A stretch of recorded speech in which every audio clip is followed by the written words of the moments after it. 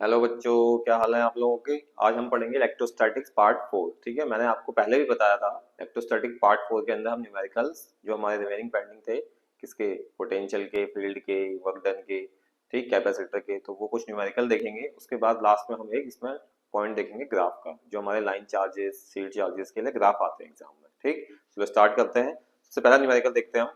First question है हमारे पास कि एक क्वेश्चन दिया हुआ है। क्वेश्चन में क्या कह रहा है कि displacement of a charge Q in the electric field है। डिस्प्लेसमेंट दिया हुआ है, ठीक, इलेक्ट्रिक फील्ड के अंदर। इलेक्ट्रिक फील्ड कितनी दे रखी है उसने, E equal to E1 i cap plus E2 j cap plus E3 k cap. ठीक, ये दे देखिए इलेक्ट्रिक फील्ड। उसके बाद उसने डिस्प्लेसमेंट जो दिया है वो कितना दिया है, A1 I cap plus B J cap. पूछा क्या है, वर्क डन, वर्क डन निकालना है। ठीक, क्वेश्चन में ऑप्शन क्या क्या दे रखे हैं उसने, ऑप्शन दिए q a E one plus B E two, B दिया है q under root a E one का square plus B E two का स्क्वायर।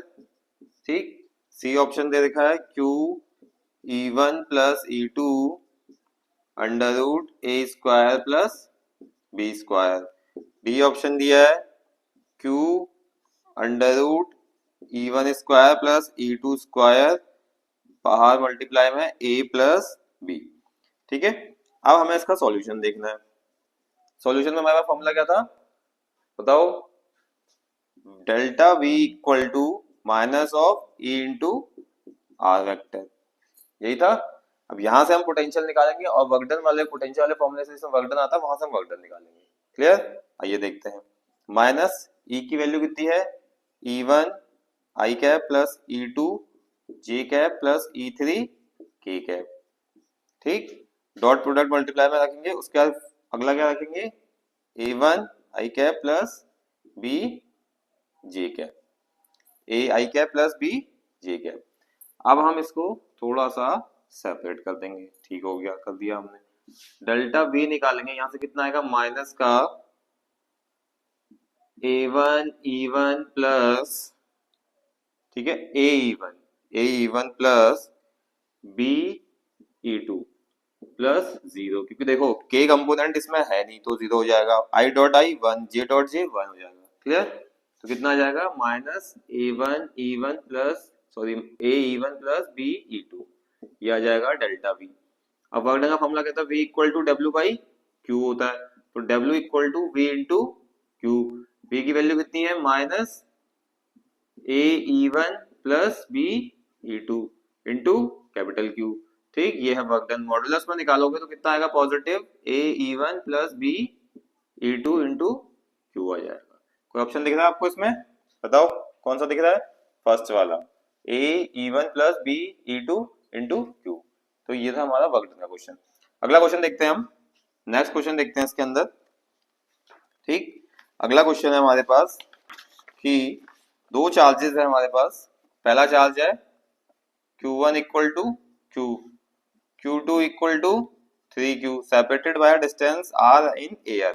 ठीक है, at a distance x from the charge Q resultant electric field is zero, value of x। ठीक है, value of x निकालनी है। एक point है जहां पे हमारी इलेक्ट्रिक फील्ड क्या है, जीरो आ रही है। क्लियर, अब हम क्या करेंगे, सबसे पहले इसमें चार्ज बनाएंगे।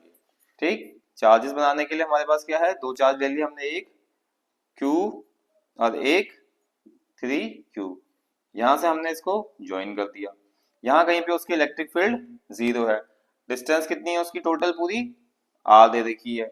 ठीक, यहाँ पे मान लो A, यहाँ पे मान लो B, ये O पॉइंट हो गया, इसको हमने X मान दिया, तो ये वाला क्या हो जाएगा, R माइनस X।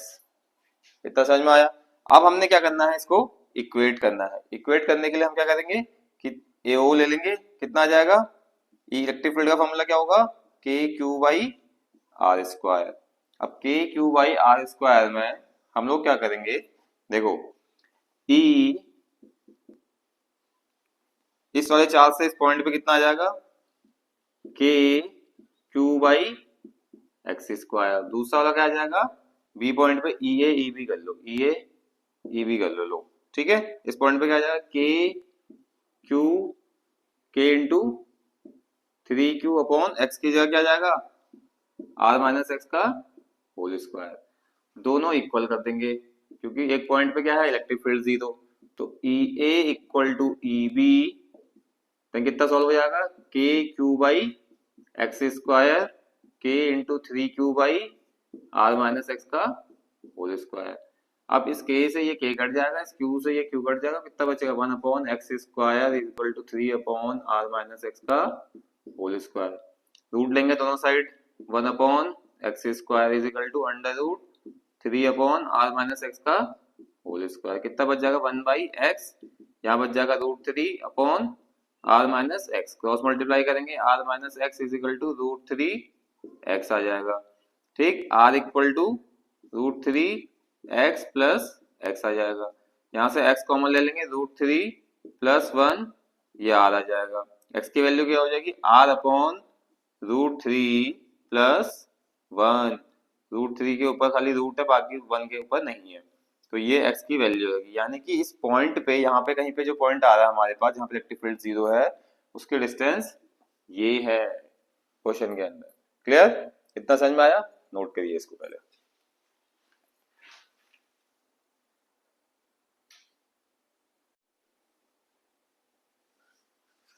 नोट कर लिया आप लोगों ने। अब देखो, अब हम इसमें देखते हैं कुछ अगले क्वेश्चंस, ठीक, फ्लक्स वाले।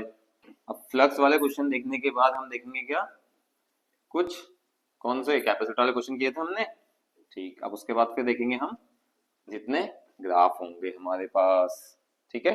अब देखो अगला क्वेश्चन क्या था हमारे पास, एक चार्ज है placed at the centre of a cube, एक क्यूब बनाया हमने। क्या कह रहा है क्वेश्चन में कि चार्ज है, कहाँ पे है, देखते हैं आगे बढ़ते हैं। Centre of one surface of a cube, किस सरफेस की किसी भी एक सेंटर पे है, या इस साइड या इस साइड या इस साइड या इस साइड, ठीक। The flux linked with the cube, अब इसमें से फ्लक्स लिंक्ड निकालना, उसमें कितना फ्लक्स उसमें जाएगा, उस सरफेस से, जिस सरफेस पे चार्ज है, आधा इस सरफेस पे, आधा इस सरफेस पे, या इस पे, या इस पे, किसी एक सरफेस पे भी हो सकता है वो। क्लियर, ऑप्शन क्या क्या है हमारे पास, Q upon 2 epsilon naught, B option है 0, C option Q upon 4 epsilon naught, D option है Q upon 8 epsilon naught. Clear आ गया। अब देखो, अब ये तो हमने एक क्यूब बना दिया, बन गया क्यूब, ठीक है, ये हमारे पास एक क्यूब है।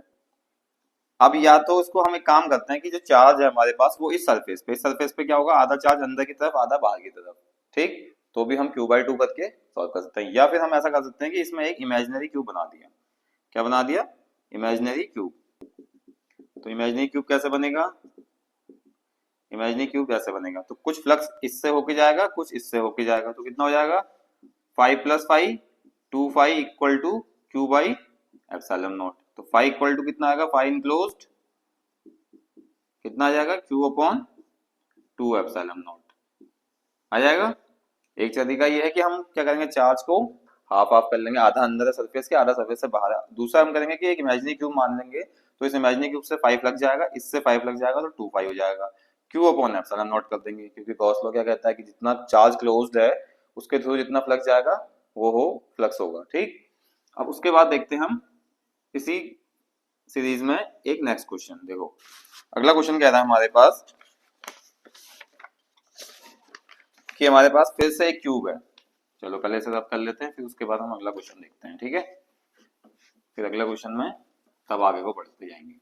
फिर उसके बाद देखेंगे क्या हम, ग्राफ, जो हमारे ग्राफ बचे हैं पॉइंट चार्ज, लाइन चार्ज वाले। देखो दो क्यूब है हमारे पास, क्वेश्चन कह रहा है कि दो क्यूब है, एक है ये वाला क्यूब, ठीक है, कौन सा क्यूब है, बड़ा वाला क्यूब, एक है हमारे पास बड़ा वाला क्यूब, ये हमने क्या बना दिया, बड़ा वाला क्यूब, ठीक। इस क्यूब के अंदर एक छोटा सा क्यूब और बना है, जिसके अंदर हम क्या करेंगे, कुछ चार्ज रखेंगे। चार्ज क्या दिया क्वेश्चन में, 2Q, ठीक, जिसको हमने C1 नाम दे दिया। बाहर वाले क्यूब के अंदर 3Q C2 नाम दे दिया। अब इसमें हमें बोला गया है कि फ्लक्स का रेशियो निकालना है, ठीक है, फ्लक्स 5C1 अपॉन 5C2 निकालना है, ठीक है, फ्लक्स का रेशियो निकालना है। अब फ्लक्स के रेशियो के लिए हम सबसे पहले क्या करेंगे, अंदर वाला क्यूब देखेंगे फॉर C1, तो C1 के लिए क्या आ जाएगा हमारे पास 5C1 equal to Q2Q upon epsilon naught. फिर किसका देखेंगे दूसरे वाले के लिए for C2 5C2 equal to 2Q plus 3Q upon epsilon naught. तो कितना बच जाएगा 5Q अपॉन एप्सिलॉन नॉट। ठीक, दोनों का रेशियो निकालेंगे 5C1 अपॉन 5C2 कितना आ जाएगा 2Q by epsilon not divided by 5Q by epsilon naught. तो रेशियो कितना आ जाएगा 2/5। क्लियर, ये था हमारे पास क्यूब के अंदर फ्लक्स निकालने वाला। अगला एक क्वेश्चन है हमारे पास। उस क्वेश्चन में दिया हुआ है कि इलेक्ट्रिक फील्ड दिया सर्टेन रीजन के अंदर, जिसका फॉर्मूला दिया E vector equal to A upon x square I cap plus B upon y cube j cap. ठीक, calculate SI unit of A and B। ठीक है, SI यूनिट निकालनी है A और B की। कैसे निकालेंगे, दोनों को कंपेयर करेंगे सबसे पहले। ठीक, कंपेयर करके क्या लेंगे, ये E इक्वल टू, फिर क्या करेंगे B से कंपेयर करेंगे B अपॉन वाई क्यूब। अब पहला वाला देखेंगे हम, A equal to E into x square. अब E की वैल्यू यूनिट क्या होती है न्यूटन पर coulomb into metre square. Clear, तो ये कितना हो जाएगा न्यूटन मीटर स्क्वायर कूलम -1, ये हो जाएगा।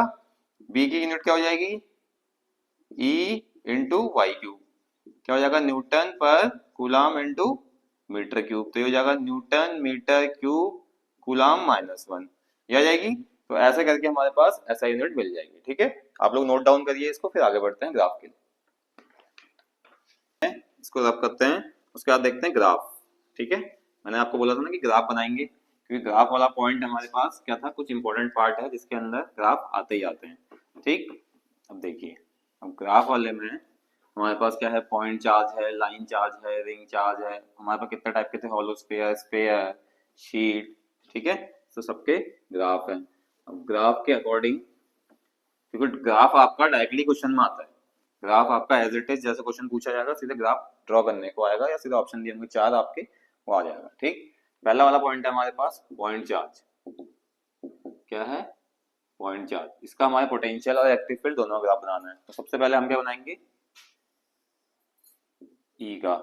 ठीक, तो कितना बनेगा ई और आर के लिए, ये आपको पता ही है कि इनवर्सली प्रोपोर्शनल होता है इसका रेशियो। ठीक, तो ये बन जाएगा हमारा इलेक्ट्रिक फील्ड का। ठीक, ऐसे ही हमारे पास क्या है पोटेंशियल का है, तो पोटेंशियल का कैसे बनेगा, पोटेंशियल का ग्राफ कैसे बनेगा, वो भी ऐसे ही बन जाता है। ठीक, कितना बजाएगा, V is directly proportional to inversely proportional to 1/r²। इतना समझ में आया।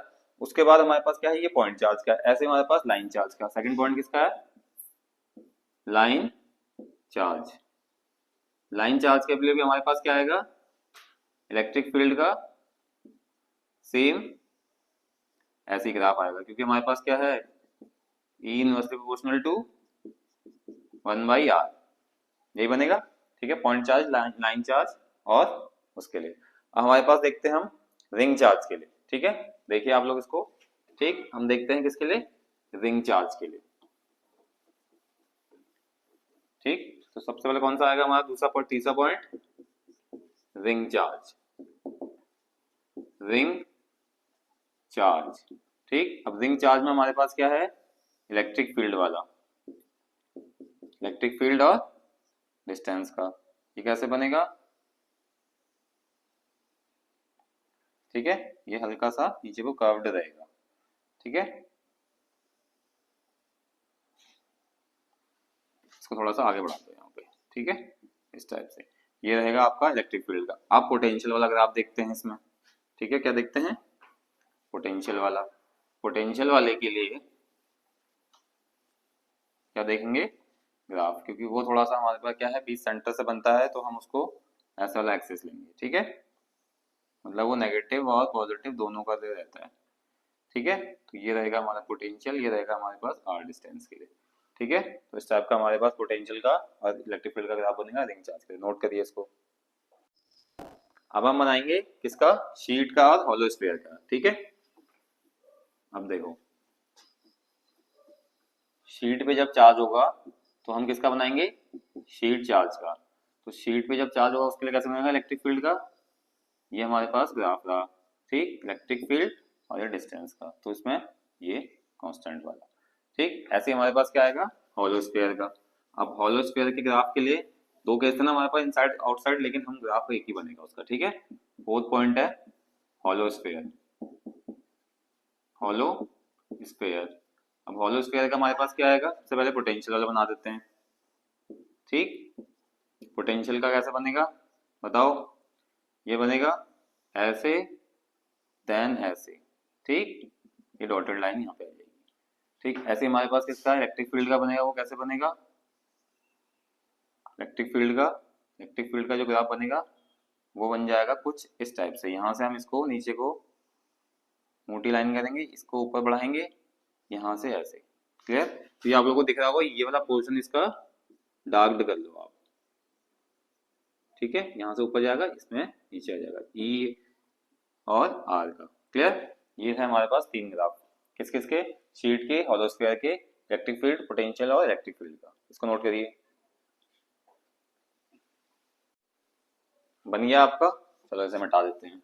अब हम आते हैं सॉलिड स्फीयर पे, किस पे आ जाएंगे, सॉलिड स्फीयर पे, ठीक है। किस पे पहुंच जाएंगे हम, सॉलिड स्फीयर। कितना आ गया, fifth, third, fourth, fifth, fifth point मान लेना, ये फिफ्थ वाला पॉइंट है, ठीक है। थर्ड, फोर्थ, फिफ्थ, सिक्स्थ या जो भी है आप लोगों से पॉइंट बना लेना सॉलिड स्फीयर के लिए, ठीक है। सबसे पहले हम क्या बनाएंगे, पोटेंशियल का। पोटेंशियल का ग्राफ कैसे होगा,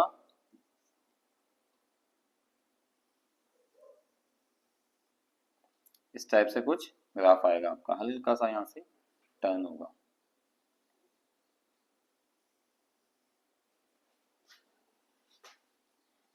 ठीक है।